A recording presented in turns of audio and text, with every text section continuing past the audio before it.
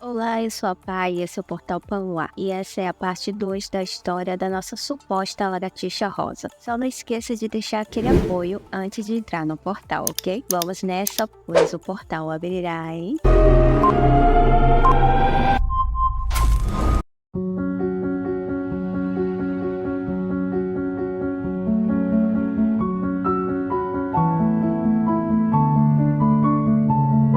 Enquanto ele era transportada para outro lugar, no salão do Zetan, Myla acreditava que seus planos tinham saído perfeitamente bem. No entanto, ela não esperava lidar com um pai furioso e sedento de vingança por terem feito sua filha chorar. Erno avançou diretamente contra Myla e em um ato brutal arrancou os 2 braços dela, deixando-a agonizando no chão. Em seguida, ele foi atrás do parente distante que havia pisado no rabo de sua filha e repetiu o mesmo ato cruel. Quem conseguiu impedir que Erno continuasse sua vingança contra todos ali presentes foi o Duque Miriel. Erno, porém, deixou claro ao pai que nada daquilo teria acontecido se não fosse por sua interferência. O pai tentou mudar de assunto, culpando-o por ter usado uma garotinha apenas para irritá-lo, mencionando ainda que ele nunca a adotou legalmente como filha, além de lembrar que ela era uma besta reptiliana, o que significava que o parentesco com a família Ethan era mínimo, já que eles descendiam de uma linhagem dracônica. Enfurecido, Erno atacou o pai com a espada, mas o velho conseguiu se defender. Erno então afirmou que ele, e somente ele, decidia se Eirin era sua filha ou não, e que essa decisão ele já havia tomado. Ele avisou que passaria um tempo fora de casa, encerrando ali o assunto. Contudo, seu pai ficou preocupado devido à instabilidade da doença loucura, que exigia purificação constante, a qual ele só conseguiria com a ajuda da sua sobrinha Charney. Quando o pai reclamou sobre isso, Erno deixou claro que se a loucura o atacasse e fizesse ele ferir inocentes, a culpa seria inteiramente dele, já que ele era o responsável por ele ter que sair em busca de sua filha. Após Erno se afastar, o mordomo se aproximou do Duque Miriel, lembrando de que de fato, toda aquela situação era culpa dele. Miriel sabia que a empregada estava mentindo, pois descobriram que ela fazia parte da guilda Bridget Moon, uma organização suspeita sobre o qual aprenderíamos mais no futuro. Portanto, não havia necessidade de interrogar a neta, especialmente de forma tão temperamental e grosseira, o que provavelmente assustou a criança que não compreendia o que estava acontecendo. Nada daquilo era necessário. O velho Tsundere tenta desconversar pedindo para não dizer bobagens, mas no fundo ele sabia que a culpa era realmente dele. O mordomo experiente decifrar as atitudes do Duque após tantos anos de serviço percebeu que ele estava relutando em admitir o que realmente queria fazer. Então, ao perguntar se o Duque iria buscá-la e receber uma resposta evasiva, o mordomo tomou isso como um sim implícito. Ele prontamente informou que enviaria a equipe de elite Teren para procurá-la. O velho não discordou, afirmando silenciosamente que era exatamente o que ele desejava. E que coisa feia, né, seu falso Hula, que você deveria correr atrás do prejuízo. O local onde ele foi parar era um orfanato que ela tinha em mente de se mudar caso fosse expulsa da família Ethan. Embora não soubesse como havia chegado ali, estava contente por estar nesse lugar. O problema era que o garoto que a resgatou e a adotou como mascote era ninguém menos que Richard Collin, o futuro dono da Torre Mágica e um dos protagonistas masculinos secundários da novel adotada. Richard, conhecido pelos leitores como louco, era famoso por seu temperamento imprevisível e obsessivo quando encontrava algo que gostava. Ele enfrentava dificuldades por não conseguir voltar à sua forma humana, ficando presa ao corpo de Largato. E Richard supôs que ela havia sido expulsa pelos companheiros largatos por ser diferente, sendo de uma cor incomum e não ter seu rabo. Ele se identificou muito com ela, já que também foi abandonado pelos pais e precisou sobreviver por conta própria até ser resgatado e levado ao orfanato onde estava. Erin se lembrou da história original e sabia que Richard sofria muito preconceito das outras crianças. Apesar de ser extraordinariamente bonito, talentoso na magia e extremamente inteligente, sua maneira de ver o mundo o tornava isolado e mal compreendido pelos outros. Richard era carente de afeto e decidiu dar a ela o nome de Bambam e prometeu cuidar dela para sempre, declarando que a partir daquele momento eles seriam uma família. Além disso, ele jurou vingar-se de qualquer um que a tivesse maltratado. O problema surgiu quando o diretor do orfanato descobriu a presença do largato e não gostou nada da ideia. Mesmo tentando esconder a existência de ele, Richard não conseguiu mantê-la oculta. O diretor, que não aceitava animais no orfanato, se viu confrontado pela impulsividade de Richard, que ameaçou atacá-lo com sua magia para proteger sua mascote, pois já a considerava parte da família. Aquele diretor não era um mero coadjuvante, era uma figura de grande importância na história que Erin reconheceu de imediato: Albel, um herói da Santa Guerra. Albel tinha uma família que era composta por esposa e filha, com quem viveu feliz até uma convocação divina para participar da guerra. Decidido a obedecer, Albel partiu para a batalha, mas a guerra trouxe destruição em todos os cantos, e sua família foi uma das vítimas enquanto ele estava ausente.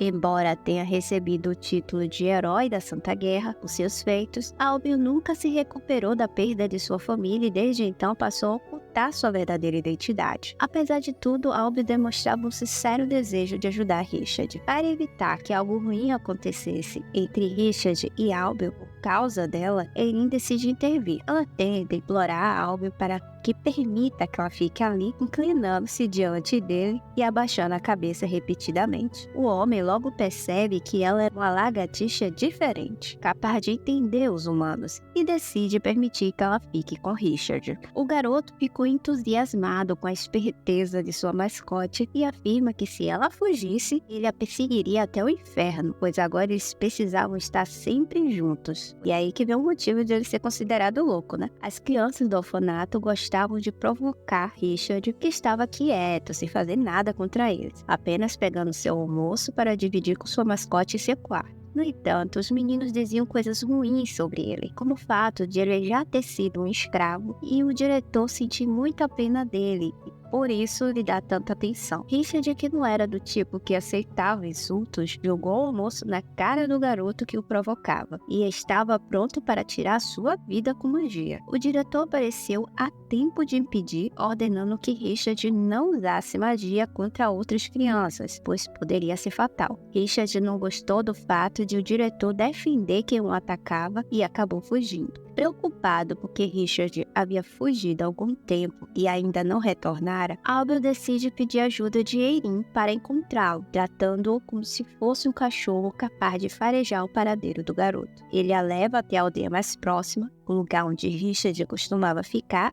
antes de ser levado ao orfanato. Albel sugere que se separem para cobrir uma área maior e combina de se encontrarem no ponto de partida após localizarem o menino. E ele só pensava: meu filho, eu sou uma lagartixa, não um cachorro. No entanto, depois que Albel faz com que ela cheire um pedaço do tecido com o cheiro de Richard, ela consegue ver um rastro deixado por ele e decide segui-lo.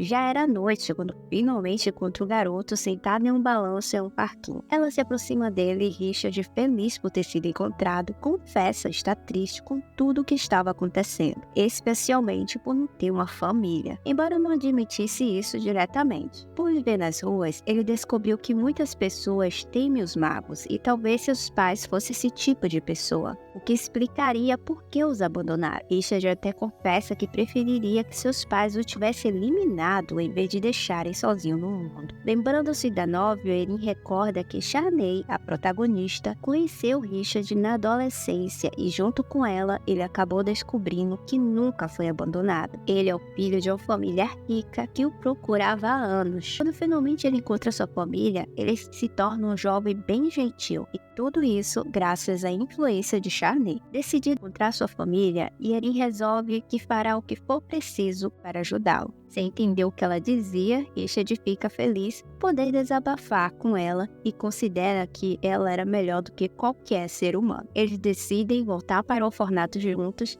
e no caminho encontram Albel, que estava procurando Richard entre os moradores da vila. No quarto do orfanato, Albert conta a Erin, enquanto Richard dormia, que ele não acreditava que os pais de Richard o haviam abandonado, pois os magos eles tendem a ter um apego muito forte a seus filhos. Ele também prestava uma atenção especial ao garoto devido aos preconceitos que Richard sofria por ser um mago e por ter fechado o coração para os outros devido aos maus tratos. Por isso, Albert estava buscando a família de Richard todo aquele tempo, sem nunca desistir. Já na manhã seguinte, Richard foi para o treinamento de esgrima, mesmo não gostando, porque Albert o obrigou. No entanto, quando ele voltou para o seu quarto, encontrou uma garota de cabelos rosados e olhos dourados segurando a pele de sua mascote, a Bambam. Ele quase a atacou com sua magia, mas se lembrou do conselho que Albert tinha dado a ele de não usar magia contra outras crianças. Controlando-se, Richard tentou descobrir o que ela havia feito com sua mascote. Ouvindo a agitação no quarto de Richard, Albert se aproximou para ver o que estava acontecendo e Richard explicou que aquela garota dizia que era Bambam, a sua mascote. Mas calma, Erin conseguiu explicar que havia se transformado de volta em humana, que despertou a curiosidade de Albert. Ele percebeu que ela era uma besta reptiliana, uma espécie de humanos que pode se transformar em animal. No entanto, ele ficou intrigado com o fato dela estar tão longe do seu habitat natural, que normalmente seria as zonas tropicais. Além disso, era comum que crianças bestas fossem criadas por seus pais, já que não conseguiam sobreviver sozinhas nessa fase. Só que a Erin estava sozinha e como ela não conseguia explicar a sua situação familiar, Albert concluiu que ela havia sido abandonada pelos pais, o que deixou ele ainda mais furioso. Ele pede que Erin continuasse com Richard por enquanto e prometeu arrumar uma maneira de esconder o rabo dela,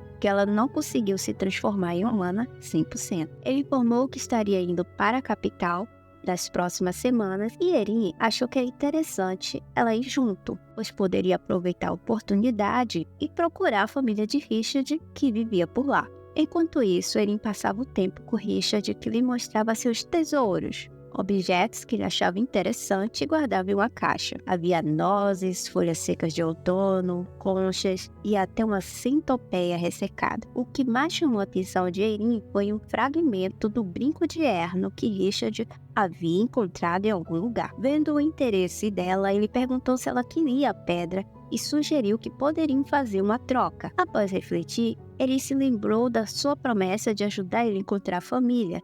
Então ela diz que trocaria sua ajuda em levar ele para a capital. Só que Richard responde rapidamente que ele não tinha interesse de ir para lá, pois não gostava do lugar. Mas Erin mencionou que tinha uma surpresa para ele lá. Relutante, ele aceitou, mas deixou claro que se ele não gostasse do presente ou se não conseguisse chegar à capital junto a ela, ela teria que ficar a seu lado para sempre. Ambos, sendo considerados abandonados, precisavam permanecer juntos como uma família. Erin aceitou a promessa. O problema surgiu quando Albert não aceitou o pedido de Erin. Ela então elaborou um plano que Richard prontamente apontou como falho, mas mesmo assim ele aceitou seguir o plano dela. O objetivo de Erin ir para a capital não era apenas para encontrar a família de Richard. Ela também queria enviar uma carta com fragmento do brinco de Erno para a mansão do Zetan e sacar uma quantia de dinheiro no banco para poder sobreviver. Portanto, a única maneira era se esgueirar na carruagem de Albert e chegar à capital a qualquer custo. No dia da viagem, Erin e Richard se esconderam debaixo do banco do cocheiro, que parecia um baú. Espremidos no local de forma desconfortável, eles enfrentariam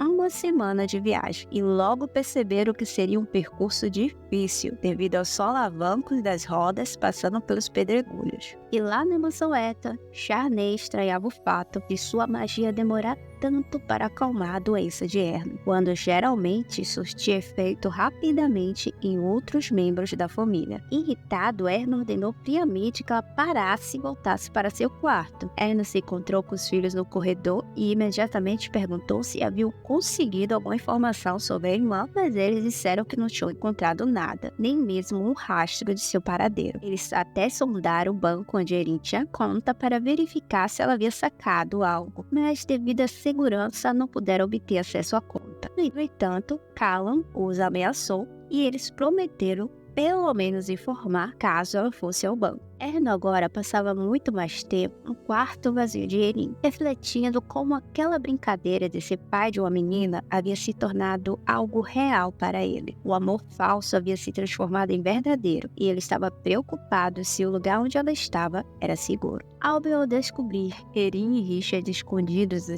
sua carruagem, ficou furioso. Ele queria mandá-los de volta para o orfanato, mas Erin implorou para ir com ele à capital, pois tinha assuntos a tratar lá. Albert recusou, considerando a capital perigosa demais para duas crianças, especialmente porque os compromissos dele não lhe permitiriam ficar de olho neles. Erin finalmente admitiu que precisava ir à capital para entregar uma joia à família Ethan, pois eles se conheciam e só atenderiam se fosse ela no local. Richard ficou chocado com essa revelação, pensando que ela estava inventando uma história para convencer Albert a deixá-los aí. Ela, por sua vez, se sentiu muito mal por estar mentindo para o garoto. Na capital, eles se hospedaram em um hotel, que deixou Richard super empolgado por considerar muito chique, e Albert pediu que as crianças não saíssem do quarto e disse que poderiam pedir o que eles quisessem para comer através da recepção. Ele também lhes entregou um dispositivo de comunicação caso precisassem entrar em contato com ele. Depois de fazer as crianças jantarem e colocá-las para dormir, Albert saiu à noite para cumprir sua missão na capital. Embora estivesse um pouco incomodada por ter levado as crianças, ao se lembrar de sua filha, que sempre pedia para ele levá-la para a capital, mas nunca teve esse desejo realizado, ele decidiu que não iria mais se preocupar, pois estava cansado de viver uma vida cheia de arrependimentos. Logo de manhã cedo, sabendo que Albert não estaria presente, Erin aproveita a oportunidade para sair escondida enquanto Richard dormia. Com algum dinheiro que havia conseguido, ela se veste, escondendo o rabo de largato sobre as roupas, e parte para sua aventura. Antes de mais nada, fez uma parada para comprar algo para comer, afinal ninguém é de ferro, né? No entanto, no meio do caminho, Erin avista uma criança sentada em um canto na rua e sente pena ao vê-lo com fome. Decidida a ajudá-lo, ela divide seu lanche com o menino. Quando ele levanta o rosto para ver quem estava lhe oferecendo comida, Erin percebe imediatamente que ele era um personagem principal na história, pois o autor da obra adotada sempre descrevia os personagens secundários, tipo ela, com poucos detalhes de sua aparência, enquanto quando eram protagonistas, eram ricamente descritos e sempre muito belos. Então, se havia um personagem muito bonito na história, é porque ele tinha destaque. Ela então entrega o lanche ao garoto e tenta se afastar rapidamente, imaginando que, devido à sua aparência, ele provavelmente seria um interesse amoroso da protagonista. Erin não queria se envolver com ele, temendo que sua localização terminasse sendo revelada aos Ethan, convencida de que a família agora a odiava, né? Então ela planejava viver uma vida tranquila no orfanato após concluir a sua missão na capital. Enquanto isso, no escritório do patriarca dos Ethans, o avô Rabugento estava preocupado por não haver notícias sobre o paradeiro de sua neta. Ele chegou a acusar Myla por ter acusado Erin na frente de todos. Só que o mordomo lembrou de que, independente disso, ele também havia contribuído para a criança se sentir ameaçada e fugir.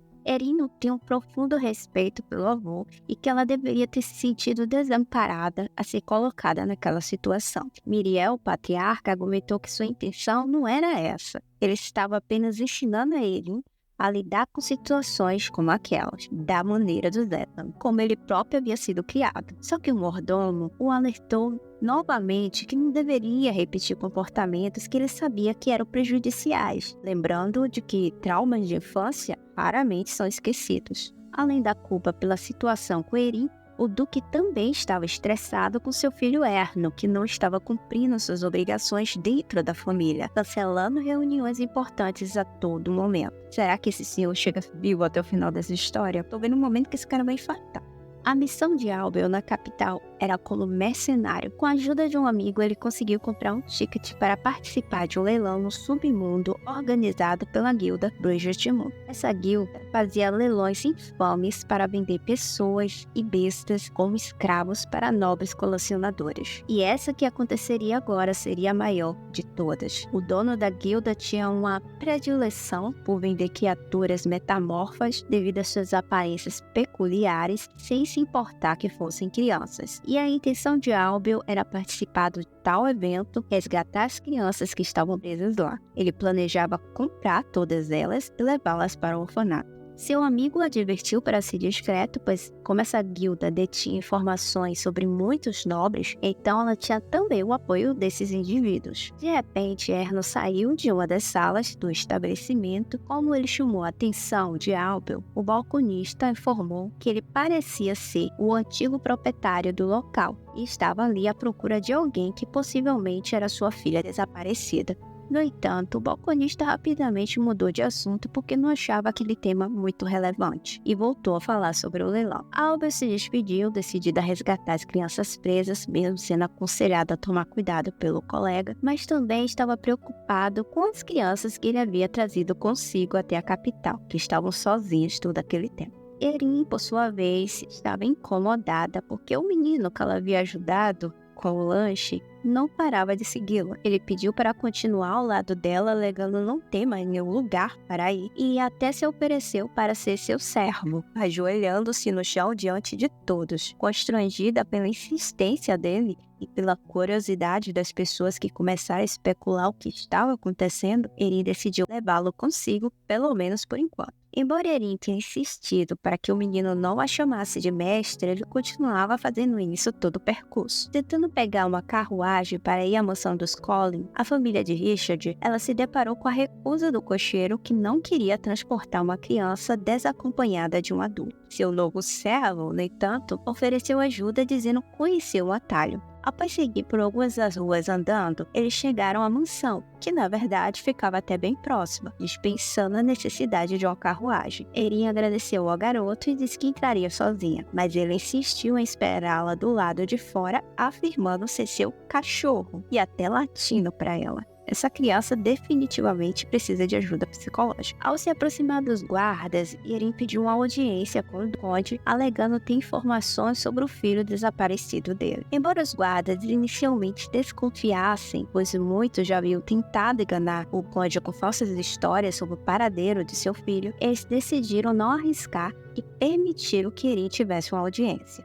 Enquanto isso, Richard acordou furioso ao encontrar uma carta de Erin dizendo que havia saído para procurar sua família. Ele se sentiu muito traído, pois acreditava que haviam combinado entre si que eles seriam família um do outro. Porque ele então estava procurando sua família biológica. Um flashback revela a história da família de Richard. Ele era o único filho do casal Collin, muito amado por seus pais. E, infelizmente, ele foi sequestrado por uma funcionária rancorosa da mansão que o entregou a comparsas para que o levasse para longe. O Duque recebeu Erin friamente depois dela chegar na sua mansão, já acostumado com tantas decepções e golpes que o deixava sem esperanças. Ele pediu, bem desdenhoso, que ela descrevesse as características do garoto, idade, aparência. A descrença dele era tão evidente que Erin quase podia sentir o desprezo em seu olhar, como se ele estivesse considerando: como eu devo lidar com essa vigarista que quer brincar com minha dor e tentar me extorquir? Erin descreveu a aparência e o nome do garoto, mas ela sabia que aquilo ainda era insuficiente. Então ela lembrou do brinco que Richard usava em uma das orelhas, que era uma lembrança da família. Ao mencionar o brinco, logo o conde se animou,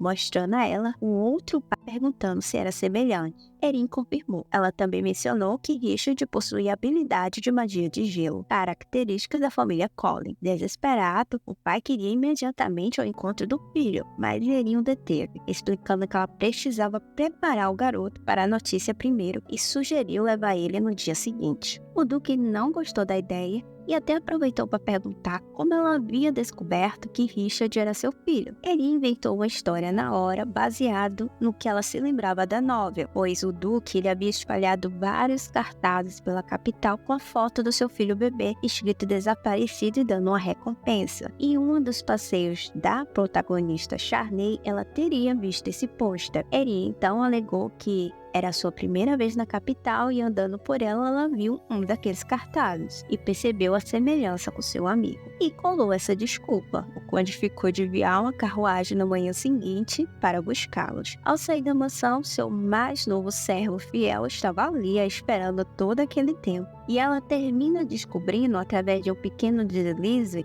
onde o fragmento de Erno cai de sua bolsa e o garoto termina pegando, que ele também tinha outras partes daquela pedra.